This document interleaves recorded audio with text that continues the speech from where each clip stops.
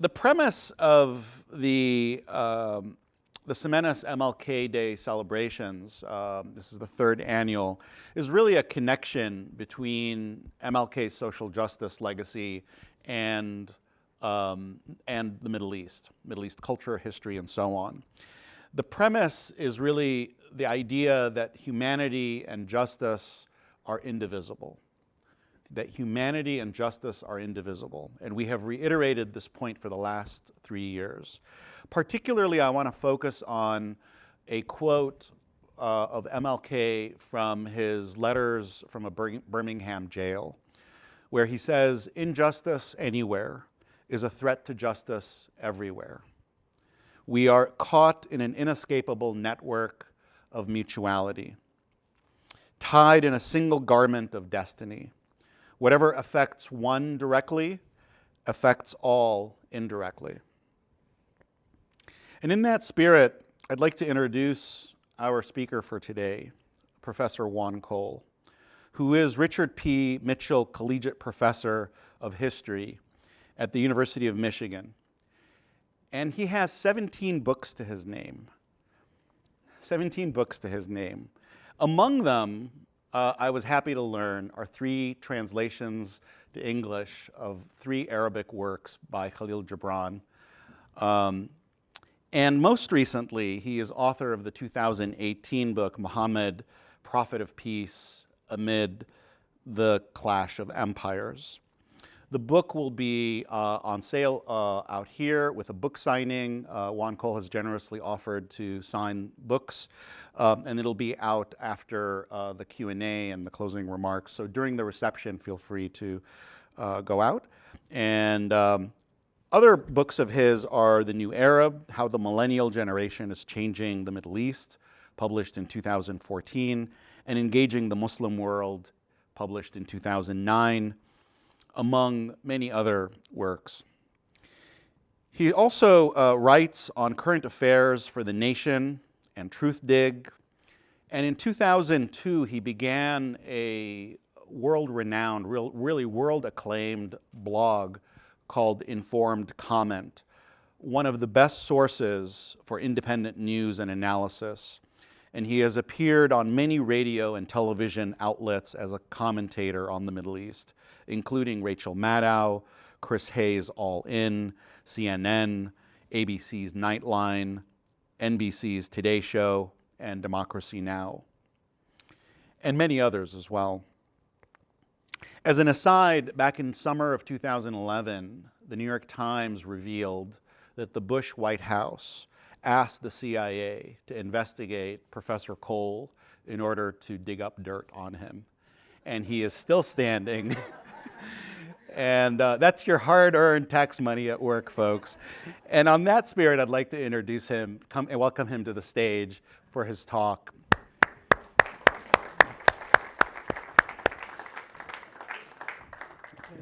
You're welcome, thank you. Introduction. Is the mic on now? Yeah. Okay, good. Well, thank you. Well, I saw that yesterday the FBI tweeted its praise of Martin Luther King since they were also investigating him. And in fact, I think they sent him a letter urging him to commit suicide. So we're still waiting for the CIA message to Professor Cole praising him. So I want to talk about Martin Luther King's international commitments. These are well known, but not often underlined in our mass media and our television media. They seem to be really fixated on that one speech he gave about I Have a Dream. And it was a great speech, but it makes him a little bit unidimensional if that's all we look at. And all along, Dr. King was seized of the moment he lived in, which was a moment of decolonization. During the 19th and 20th century, much of the world came to be ruled by European powers, by the French and the British, and of all things, the Dutch. But World War II began to put an end to those empires in many ways. One of the reasons was that the Nazis rather gave colonialism a bad name. And so after the war was over, the Indonesians said to the Dutch, they said, if it was so bad for you to be ruled by Germany, why would it be good for you to rule us? And it was hard to argue with that point. Not to mention that the war was destructive of European economies, and there was real fear among the ruling elites that they simply wouldn't be able to get the public to go along with spending money on administering these foreign countries when people could barely make ends meet at home. And so for various reasons, you began to see the end of these empires one after another. But I was 10 in 1962 and was collecting stamps. And I can still remember the excitement with which we would go down and get the new stamp from Uganda. So the decolonization was still very much going on in the 60s. King spoke in 1954 in St. Louis about this, and he said that we had an old world order of colonialism and imperialism, and indeed, at one point, about 85% of the world was under some kind of colonial rule. And King saw this form of government as inherently exploitative. So it led to domination and exploitation.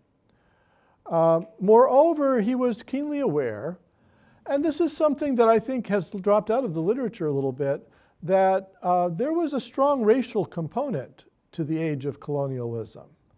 Now we're seeing it again in our politics, kind of the valence of whiteness, the privilege of whiteness being emphasized by people in and around the White House. This is a kind of discourse that had fallen into disrepute, partly because of the work of Dr. King, but now is back with us. But that was very much a discourse that prevailed in the colonial period, which determined policies. Ann Stoller, who was here in our anthropology department, has written about racial segregation and sexual segregation of various sorts, and in the Dutch colonial empire of Indonesia, of the East Indies. And so King underlined that actually most of the people in the world were not white. And 50 years ago, he says, the vast majority of these people were under European colonial power, India under the British, and so forth. And although he was a fervent Christian and a man of the church, he was well aware that the Christian church had become entangled with these colonial commitments, and he critiqued it. One of the tragedies, he said, of the church is that it became allied to the old order in South Africa, in India, and elsewhere.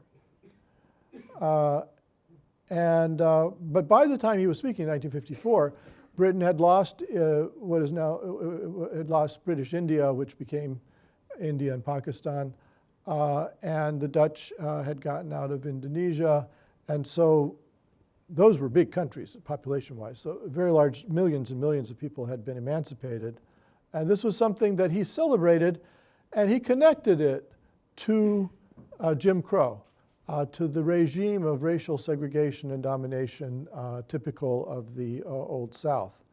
In 1956, 2 years later, he said those of us who lived in the 20th century were privileged to live in one of the most momentous periods of human history. He addressed, after World War II, people were pretty depressed. I mean, that was a depressing set of events. It polished off 65 million people. There was a Holocaust. There were horrible things happen.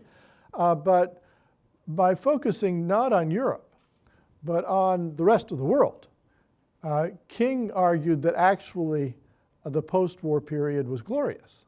It was an exciting age, he said. It was a new order was being born. You have risings in Africa, the nationalistic longings of Egypt, the racial tensions of America.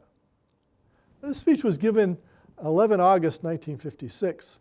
it was praising the risings in Africa, which is not how the British in Kenya looked at it, and it was praising the nationalistic longings of Egypt. So what was going on in 1956 was that Egypt had nationalized the Suez Canal. And while King doesn't often zero in on specific events like that, it's clear that he rather approved of this step of Egypt regaining its sovereignty over its own resources. And so he saw things like the nationalization of the Suez Canal, African nationalist uprisings and so forth as hopeful.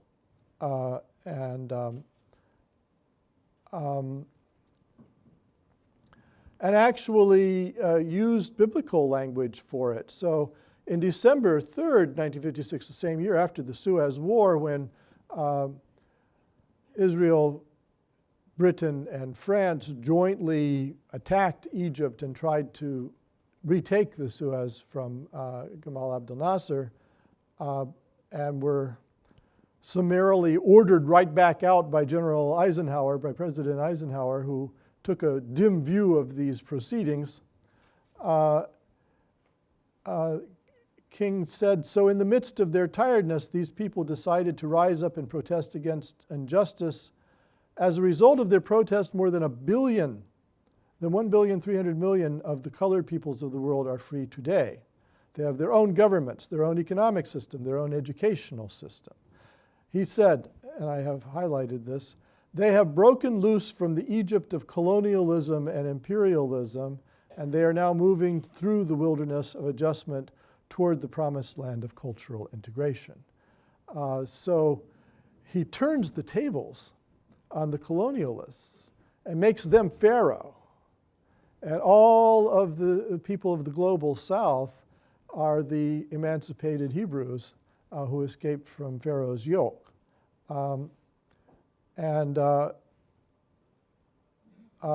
He did take interest in specific episodes of decolonization. So in March of 1957, King and his wife Coretta traveled to Ghana for independence celebrations because Ghana was becoming independent of Britain.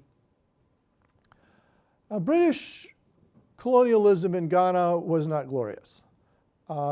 Colonialism often had the shape of introducing a monoculture in agriculture and then taking a cut. So the British did this in Egypt, where they promoted almost solely cotton as the product. They weren't good about encouraging the founding of factories. And factories and industry is where the real money is. If all you're doing is growing a primary commodity, you're subject to busts and booms, and you're never going to make the kind of money you could make from processing the primary commodity. But that was kept for Manchester. Whether the British actively discouraged their colonies from industrializing or whether they only didn't encourage it is still a point of debate among historians. But in Ghana, the monoculture was coca, that was something like 60% of the economy. There was almost no manufacturing under the British. Only a little over a third of children were sent to primary school. The British also weren't very good about educating their colonial subjects.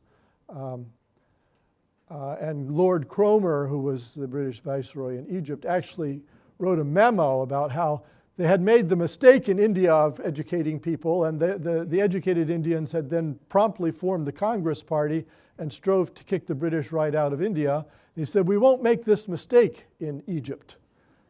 So he said, "Educate no more Egyptians than would be necessary to staff the British bureaucracy."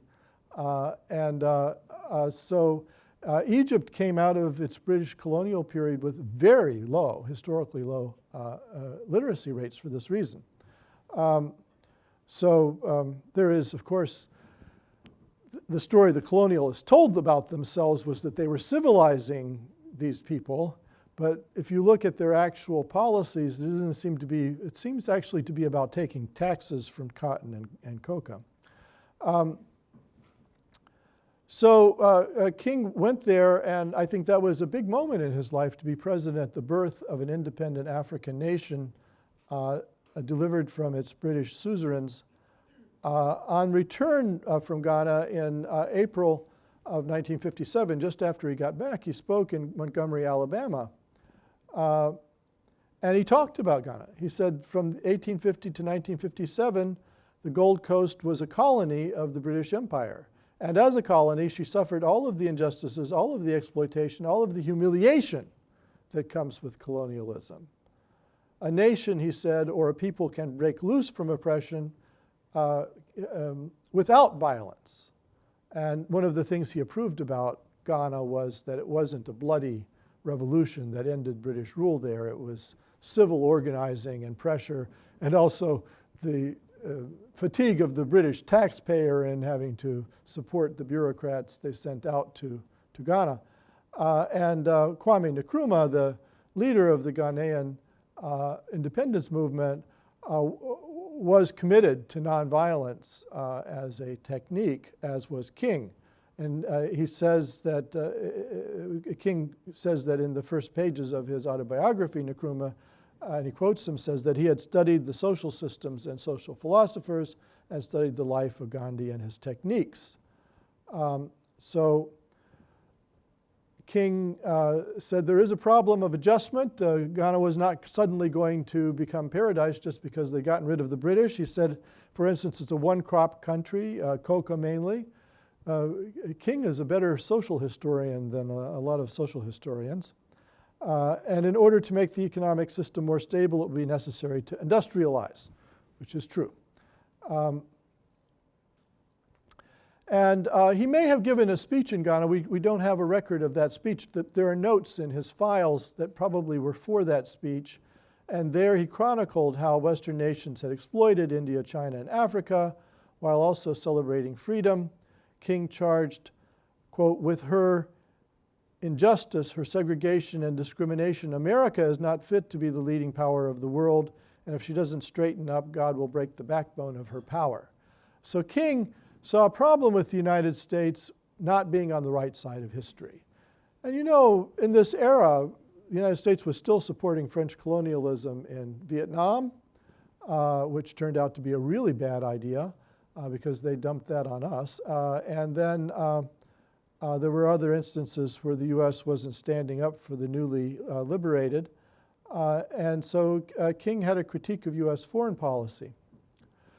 Now, King didn't have a lot to do with the Middle East and didn't say a lot about the Middle East, but he had a few things to do with it and said a few things. In 1959, in spring of 59, he went with Coretta to Israel.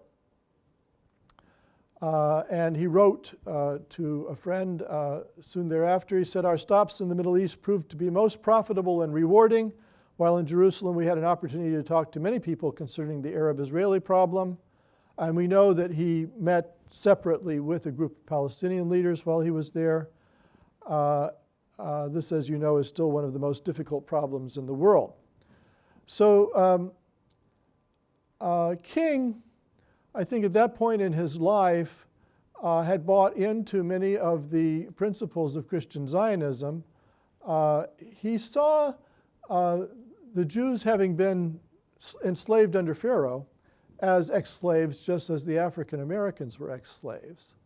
And he saw Israel as a post-colonial achievement of the Jewish people, just as Ghana was a post-colonial achievement of Africans.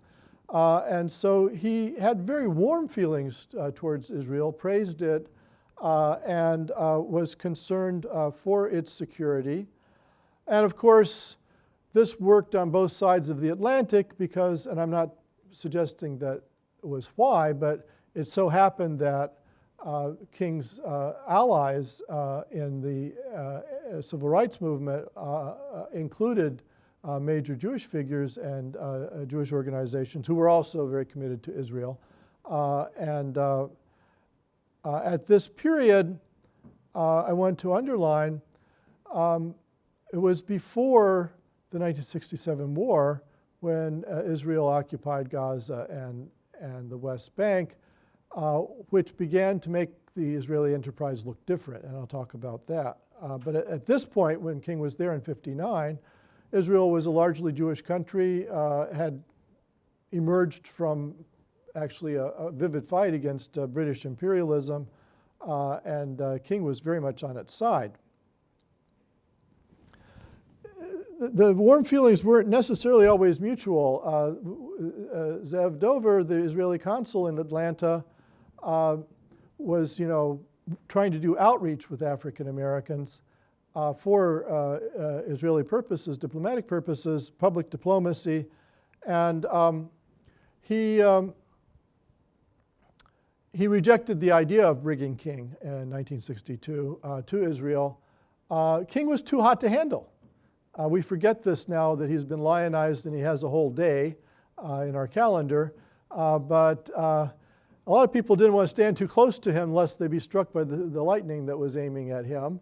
So Dover said he represents the militant wing of the civil rights movement. They were sitting at lunch counters, really militant? But this was how a lot of people perceived King at this time as a militant.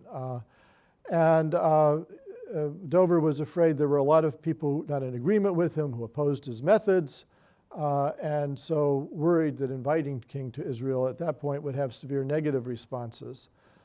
He also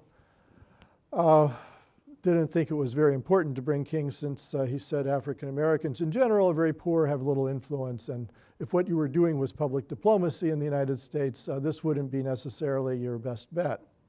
That was a momentary and obviously a particular individual.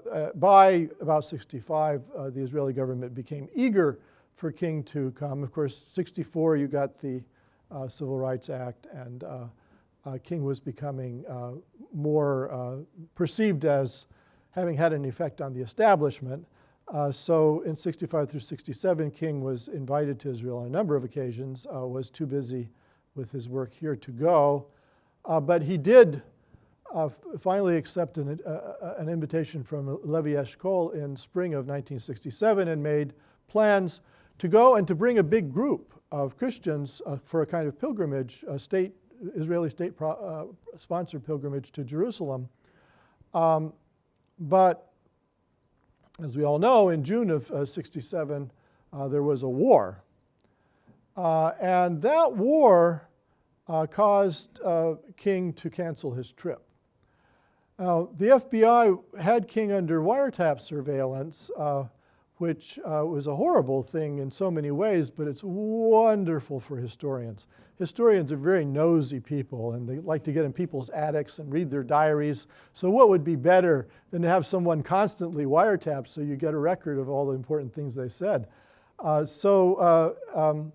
They caught King on a conference call, the FBI did on July 24th, 1967, with Andrew Young and others, talking about this dilemma of his planned trip to Israel no longer being feasible. And he said, I'd run into a situation where I'm damned if I say this and I'm damned if I say that, no matter what I'd say. And I've already faced enough criticism, including pro-Arab. More actually militant black nationalists who were very pro-Palestinian by 1967 had slammed King because he kept talking about Israeli security and praising Israel without ever taking Palestinians into account. To be fair to King, Palestinians and the Palestine issue really only emerged into public consciousness in a big way after 1964, when the PLO was founded in Cairo, and then especially in the late 60s. And so a lot of then writers and intellectuals put the Palestine issue under a refugee problem. And remember that the Palestinians in the West Bank were under Jordanian rule and had been given Jordanian citizenship, and the Palestinians in Gaza were under Egyptian rule. Both of those governments saw themselves as caretakers of the Palestinians until such time as a Palestinian state could be established, a principle that was affirmed in Rabat in 1972. But at this time, before 67, there wasn't an occupation issue with regard to Israel from the point of view of kind of mainstream American intellectuals. So King said that he was worried he would get slammed, but he wasn't just worried about being criticized. He said, I just think that if I go, the Arab world, and of course Africa and Asia for that matter, would interpret this as endorsing everything that Israel has done, and I do have questions of doubt. So FBI wiretap doesn't give you a lot of context, and we don't know exactly what he meant by that. But here's my best guess as a historian, is that, first of all, the 1967 war was physically started by Israel. There were provocations. Abdel Nasser talked big. He threatened to close shipping of the Gulf of Aqaba. There was massing of troops and so forth. But the Egyptians hadn't fired a shot. And they weren't actually probably in a position to fire a shot because they had 100,000 of their crack troops over in Yemen in that civil war. And their Soviet patron, who would resupply them, had warned them not to fire the first shot or else the Soviets would cut them off. We know this in hindsight. So although Abdel Nasser was talking big, it was probably for domestic purposes, and it was highly unlikely that Egypt was about to attack. But there were elements of the Israeli officer corps, and Yitzhak Rabin, who was then an officer and later on became prime minister, writes in his memoir about how he was very much against going to war. He wasn't even sure the Israelis could win a war like that. But he saw it as a war of choice, and he didn't think it was a good choice. He's kind of hinted in the autobiography that he had a nervous breakdown about the thing. So not everybody in Israel was gung-ho for this war. But if you think about King, he was a pacifist, and the idea of a war of choice didn't sit well with him. And he knew that the Israelis had fired the first shot. And then they occupied territory. They occupied the West Bank, they occupied Gaza, they occupied Sinai, and I think King didn't, I read between the lines to think that King didn't approve of that. He said most of it, his planned trip, the pilgrimage with a big group, would be in Jerusalem, and they have a next Jerusalem, and any way you say it, they don't plan to give it up. So King was perspicacious. He understood that this was a permanent occupation. And so he gives these as the reasons for which he didn't want to be seen as endorsing the 67 war and its occupation aftermath. And I think that's why he didn't go. And in a way, although it's a little anachronistic, I think this is the first maybe act of BDS, of boycott, divestment, and sanction, is that he canceled his trip to Israel because he didn't want to be seen as endorsing some Israeli policies. And again, this comes from somebody who praised Israel to the skies, who was very pro-Israel, who talked about how important it was that its security be preserved, who had no problems with Zionism, but he did have a problem with 67 and its aftermath. And King also talked about progressive Arab forces. One of the reasons that a lot of left intellectuals, and I think King was a leftist, didn't side with the Arabs in 67 was because they coded them as a bunch of feudal monarchs and fascist despots. And so they were very unlovely. It's hard to get on their side. And this was true of intellectuals like Jean-Paul Sartre, who sided with Israel in 67. The real difference between King and Sartre was that in 67, King seems to have begun to change his mind. Sartre didn't. Well, King had a legacy in the Middle East after his death. Dalia Ziada was a part of a group, the American Islamic Congress, that was formed after 9/11 to combat Islamophobia in the United States. And Dalia had a comic book that had been made in the 50s about King, translated into Arabic, and distributed thousands of copies in Egypt and the Arab world. And in 2011, when the Tahrir Square protests broke out and thousands of young people flooded into Tahrir Square and camped out there to demand that Hosni Mubarak be deposed, she again distributed thousands of these comic books. While that Egyptian revolution was not entirely nonviolent, there were a lot of people in it who were committed to the techniques of nonviolence. And one of the chants that the young people would chant against Mubarak was Silmiya, Silmiya. Peacefully, peacefully, we're going to make this revolution. I can't prove that this comes from the comic book about King, but I also can't figure out where it does come from, if not that. That is to say, what exactly were the intellectual and social antecedents of this chant, Silmiya, Silmiya, which, by the way, is still there. And so people are chanting in Baghdad today. I had a short biography and some of the speeches of King translated into Arabic and published in Beirut in 2012. And it received a very nice welcome. It was reviewed. Well, this is a Kuwaiti newspaper that reviewed it. There is an African Youth Bureau in the Egyptian Ministry of Youth, which coordinates with the African Union. It has had Martin Luther King Days, and they actually promoted a hashtag on January 17th in 2015. And then in the 2000s, there was a collaboration between an African-American choir devoted to King's memory and the Palestine National Theater. And they jointly went around the West Bank giving performances about King, and a 2013 documentary was made about that. Do we have time just to show a short clip?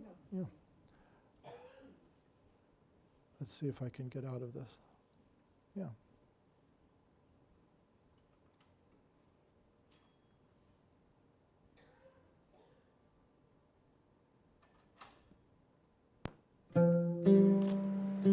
Everybody expressed surprise that I would come to the West Bank, to the Palestinian territories, just as a bad rap. And then when I mentioned that to my friend that I was going to Palestine, she said, there is no Palestine. Let nobody turn me around, turn me around, turn me around. Let nobody turn me around. I want to see a camel. I want to ride and take a picture on a camel. Oh, shoot! Oh, crap! Oh, shoot!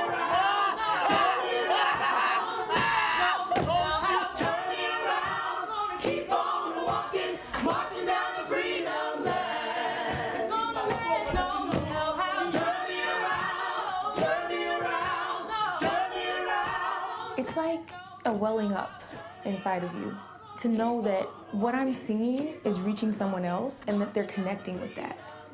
There's nothing else like it. Even if they don't understand the words, there's something about music that people connect to and they get on the same playing field with you. So just to make the point that Dr. King has a real philosophical and literary legacy in the contemporary Middle East as well as in the United States. So I'll leave it there. Thank you very much.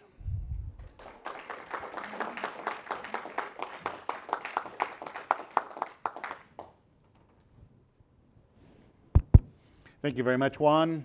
So let's open the floor to questions, comments, discussion. Yeah. Thanks for the presentation. I was wondering if you could elaborate a little bit on one of the quotes in which... Thank you for the presentation. I was wondering if you could elaborate on one of the quotes in which Dr. King was referring to cultural integration as being the end goal in formerly colonized places and what he might have meant in those contexts. And then a second comment, really, regarding the point about Silmiya in the Arab Spring. Yeah. I just find it reductive to assume that there's no precedent in the Arab world for such a concept, without taking away any of the important legacy that Dr. King has in the region. Yeah, well, with regard to the second point, I didn't say there's no precedent. I said I can't figure out what it was. The major precedent for these youth rebellions was Marxism. And many of them have talked about how they were inspired by their elders in 1974 and when there were leftist demonstrations in Egypt. Not Orthodox Marxism, wasn't the Communist Party of Egypt, but people influenced by Marxism. They didn't deploy that discourse in '74 of Silmiya. It's something that, as far as I can tell, emerges in the zeros among the youth. And I just can't locate it. I'm not saying it doesn't necessarily have indigenous roots, but I also think that these young people of today, and you're one of them, are globalized, and they talked about this. They followed European elections. They were inspired by the movie V. They were, they were just, they weren't necessarily trying to do everything in the terms of, the local culture of Sit Zainab. So if they deployed international memes, they did so quite deliberately. One of the famous graffiti in Egypt was actually of Disney characters with machine guns. And, I was just going to say, perhaps your last book offers a clue as to where some of that thinking might be coming from.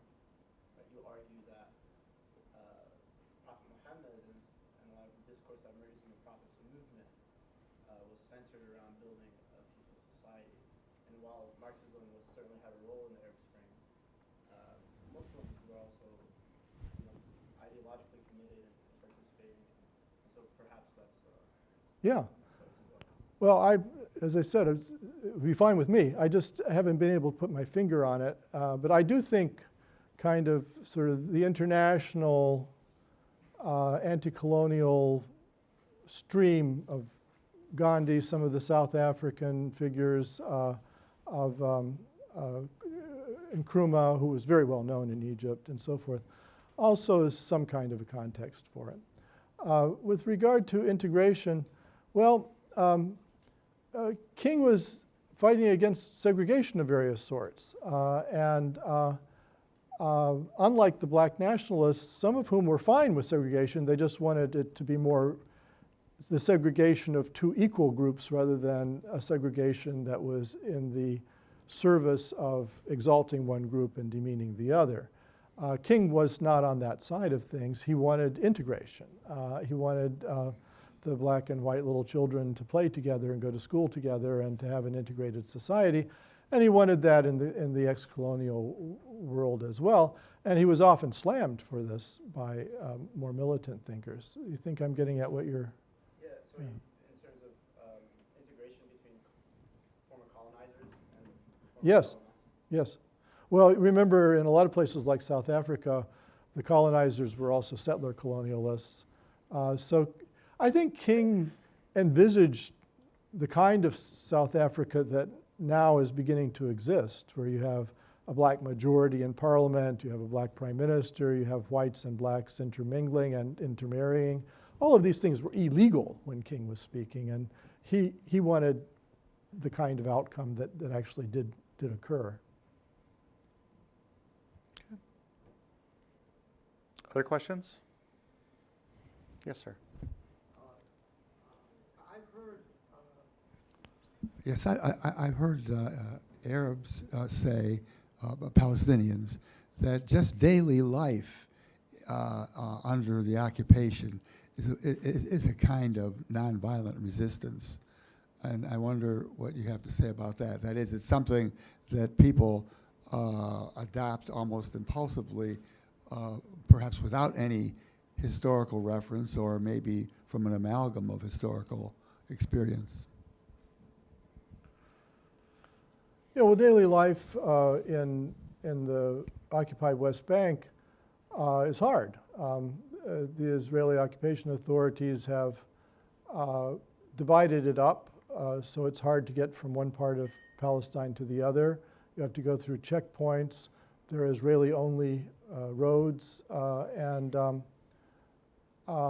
there have been many instances of women trying to get to hospital, and the hospital's on the other side of a checkpoint and giving birth in the car while they're waiting to get through the checkpoint. Everyday life, just getting through it and declining to leave, which I think a lot of Israeli policy, both in Gaza and the West Bank, is aimed at just making things hard enough so that people will depart to Europe or to Jordan or someplace. Sort of insisting on staying and living your life under these difficult situations. Under this difficult situation is certainly a form of resistance, and it's being pursued largely nonviolently, yes. I mean, I think that's a very fair point. Yes. Did references to Martin Luther King enter the discourse of places where violent revolutions occurred, such as Libya and Algeria? No, I don't remember anything about Martin Luther King in Libya. You mean Algeria in 1962? Yeah. No. Again, you know, I think it's now forgotten that the Arab left was really central to a lot of these movements, and so Che Guevara was mentioned, and Ho Chi Minh.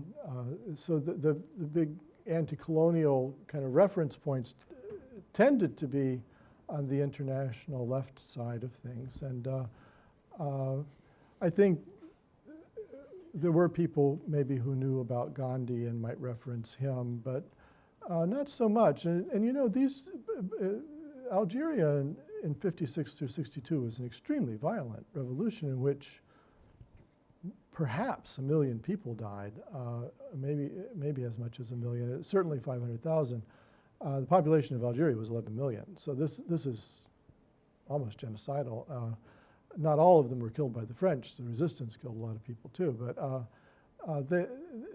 to my knowledge, they didn't foreground nonviolent methods in that particular struggle.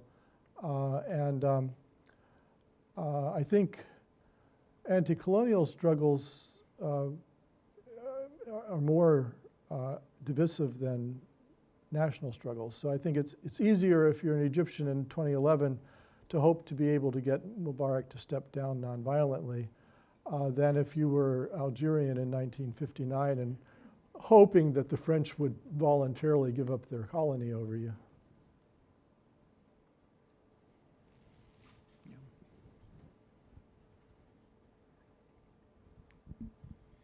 Hello, thank you for the talk. I guess my question is, do you think to an extent the invocation of Dr. King, his message, and I guess his likeness also, and not just him, but also, for example, during the also recently the Great Return March, Gandhi or Nelson Mandela, do you think in part it was informed rather by I guess a hope to appeal to basically a global public that would maybe recognize those images of peace more than, I mean, say in the Palestinian context, like Izzadin al-Qassam, for example, that would be something that would maybe appeal to them, because you're talking about people in very desperate circumstances that basically have no recourse but to control influencing public opinion, I guess. Well, I don't think that the invocation of the global is necessarily for the global audience. If the Gazans think that they are communicating to the American public, they're wrong, because the American public doesn't know they're there, and these Great March demonstrations were covered a little bit when they first began, and now I haven't seen them on TV for months. So despite the fact that they're the kind of thing the TV usually covers because they involve large numbers of casualties. Over 200 have been killed, and wounded, and I guess this must include minor wounds, but and tear gas inhalation is over. It's 36,000. So that seems newsworthy to me. So no, I don't think it can possibly be that they're doing these things necessarily for a global audience. I know I lived in the Middle East for a lot of my life, and I think that it's hard to imagine here, but life there is synoptic. You have local references, and you go through life with the local references, but you simultaneously have the international ones. In a way, they have a much richer set of references than is typical of the average American who's monolingual and kind of lives inside this bubble. So, you know, when that movie Avatar came out, Palestinians would dress up like Navi just to emphasize that they are the oppressed and they are closer to the land and so forth. I don't think I mean, you can say it's a publicity stunt, but I think they genuinely saw themselves in that movie, and I think they participated. You know, it's fans who dress up like the characters that they idolize, or it's called cosplay in the comic book culture. So they were doing cosplay, but they were doing it for a political purpose. And I think that it had resonances with them as well.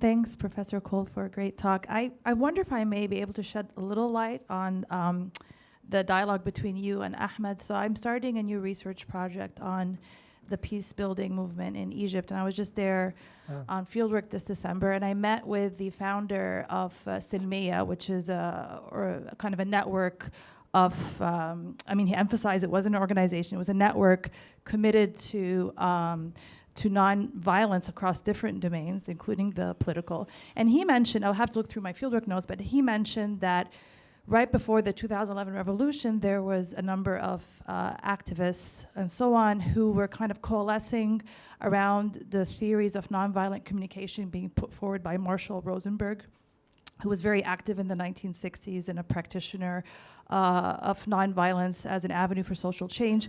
Now, what's interesting, and this speaks to your point about how the references are always already globalized, Rosenberg himself was influenced very much by Gandhi. So that could be one kind of genealogy to Silmiya as a chant in 2011. It's very plausible. You know, there's been a lot of press reporting about the Kurds of northern Syria who were allied with the United States against ISIL, but most people don't understand that their political thought is rooted in the works of Murray Bookchin, who was a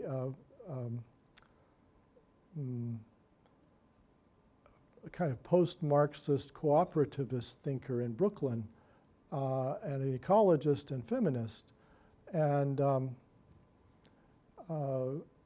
it just is a testimony to how interconnected things are, that people think of Kurds, they think of Sufis, they think of traditional Kurdish culture, and so, but Bookchinism is actually been implemented more, I think, amongst those Kurds than it has any place else, including those Bookchinist cooperatives in Brooklyn.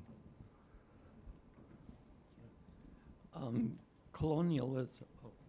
Go ahead. Colonialism and its consequences have played a major role in what you spoke about.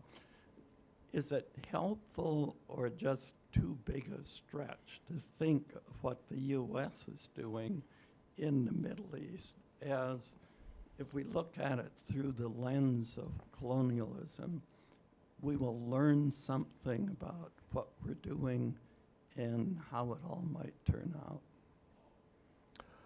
Well, sure. I mean, in fact, that's what got me into trouble with the American power elite, is that I pointed out that the Iraq invasion and occupation for 8.5 years was a form of colonialism. And nobody in Washington or apparently Yale University wanted to see it through that lens. And I think the neoconservative project in Iraq only seemed plausible to people if they didn't know anything about the history of colonialism, because I knew exactly what the Iraqis would do if a Western power tried to colonize them, because they had already done it at least twice in the 20th century. So sure, colonialism is not gone just as slavery is not gone. There are lots of human beings are still enslaved and are trafficked. I think the estimate is 40 million. Colonialism isn't the major enterprise of most countries, but forms of colonialism continue to be imposed. The United States is a major perpetrator in this regard, but I think there are colonial aspects of French interventions in Africa that we don't hear about very much. And actually, I just saw in the newspaper that the Berlin Conference on Libya included lively reprimands to Italy for allowing itself to be sidelined in Libya. And the other powers were saying that the Libyans should call upon their past history with Libya as a pretext for asserting themselves more and not letting Russia and Turkey carry away the show.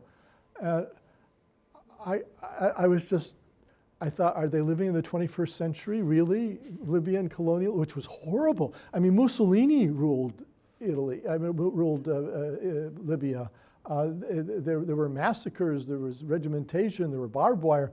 That anybody would nowadays call upon the image of that episode as a positive one and a reason for Libyans to welcome Italian return, it just shows a level of ignorance that is mind-boggling. Betsy, you had your hand up earlier? I was going to ask, I would like to ask, in view of the, pardon? Okay, I'm sorry. In view of the theme of many of our lectures about the arc of justice moving, I'm wondering if there's several instances in which one would like to see it move in the Middle East, and I'm wondering who in the world has the power to press and maybe move the arc of justice. I'm thinking of possibly things that are going on in Yemen, the Arab-Israeli conflict, which has been going on a very long time, and perhaps fights over the effects of climate change. Is there any organization, is the UN strong enough? Are there bloc groups, interest groups? What would work?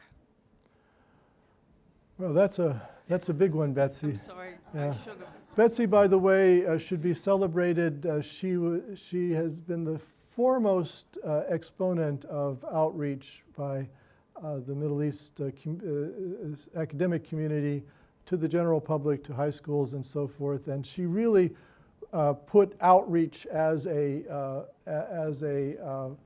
practice on the American educational stage. She's a towering giant in that regard. This question is typical of her big think.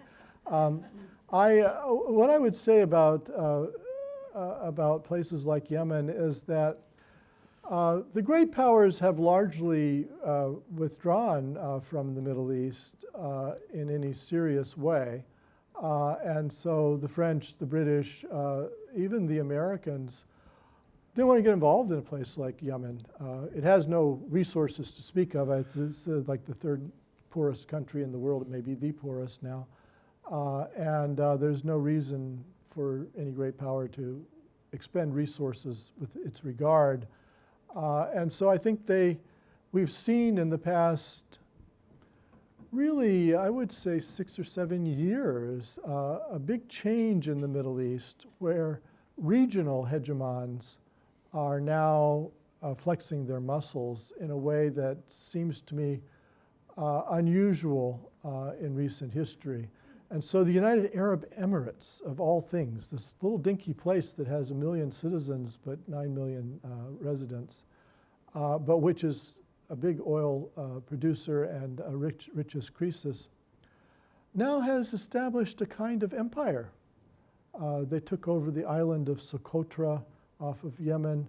They got involved in Djibouti and Somalia and in Zanzibar. So it's a kind of Indian or Arabian Sea, Indian Ocean empire of an informal sort for the most part, but they actually have troops in South Yemen that we haven't seen since the decline of the Omani empire in the early 20th century. And it's all based on the oil wealth that makes the UAE able to buy. And they brought Sudanese mercenaries to fight in Yemen and so forth. And now you see in Libya, Turkey is intervening, and it had backed the Syrian rebels, some of whom became fundamentalists, and now it has taken Syrian, essentially mercenaries to Tripoli.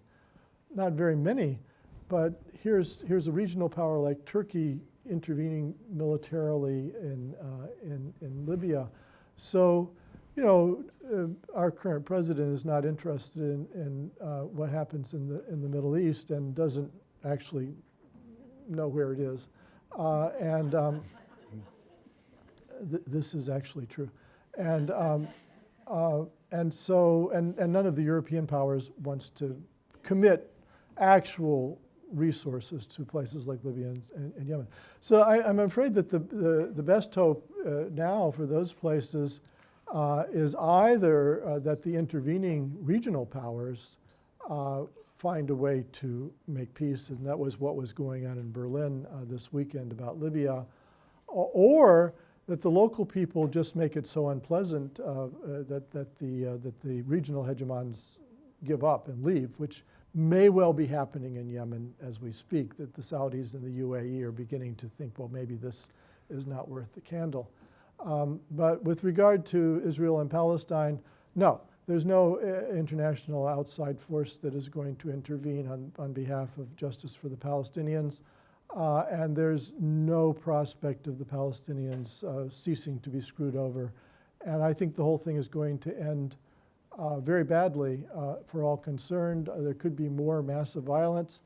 At the very least, it seems to me the Israelis are setting themselves up for a one-state solution, which virtually none of them actually wants. But that you can't keep people forever stateless and without rights. So at some point, it seems to me, if the Israelis insist on owning the West Bank, that they're going to have to own the people who live there too, unless they're planning to expel them all, which can't be ruled out, but I think would cause enormous turmoil and wars, and that would be something the international community would mind. So I'm not optimistic about that situation, and I haven't been optimistic about it for 40 years. Thank you. We have time for one last question. Ma'am? Would you talk a little bit about BDS, please? All right. Well, BDS is a project of Palestinian civil society and was put forward on an international activist platform, arguing that since the governments are not going to do anything about the Palestinians being kept stateless and virtually without rights, that civil society around the world should take matters in its hands and apply pressure to the Israelis to alter their policies.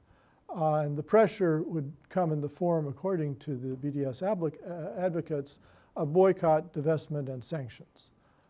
So does a company, and there are various forms of it. I think the most prominent form is like if a company invests in the West Bank and settler economic activities, that the outside world would boycott that firm. So there was a Dutch firm that was going to do some project in the West Bank. These projects mainly benefit the Israeli squatters on Palestinian land. They come in and take away the land and the resources, the water of the Palestinians, and then they use it to make money. For instance, Airbnb advertises apartments in the settlements, which, by the way, are segregated. The Palestinians can't live in them. A Palestinian applicant for an Airbnb apartment would be rejected. Airbnb got pressure to back off and announced that it would, and then it got counter pressure, and then it wouldn't. So as we speak, it's renting apartments in the settlements. But BDS would say Airbnb should be boycotted if it does these things, divestment, pulling one's investment money out of firms like Caterpillar is famous for specially designing a kind of land mover that the Israelis used to knock down Palestinian houses.